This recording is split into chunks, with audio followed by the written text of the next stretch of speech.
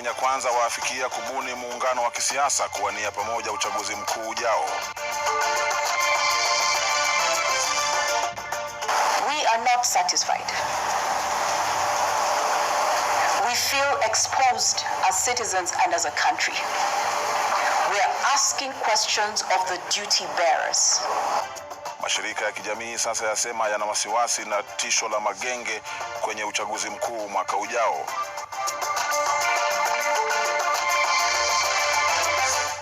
Washukiwa watatu wa mauaji ya Daktari Mutiso wakiwemo afisa wa polisi kusalia rumande kwa mwezi mmoja zaidi. Waliingia kwa nyumba, wakatulaza chini, wakatupa tumelala chini. Kasina akawekwa pingu, nikasiwa nasema target identified. Walimuuliza jina. Mimi wakaniuliza, "Wewe unaitwa nani?" Nikamwambia, "Musa Ahmed Mbito." Kasikia target identified, wakaniweka pingu mimi pia. Familia huko Mombasa zinataka majibu zikidai jamaa zao walikamatwa na polisi kwa njia ya kutatanisha.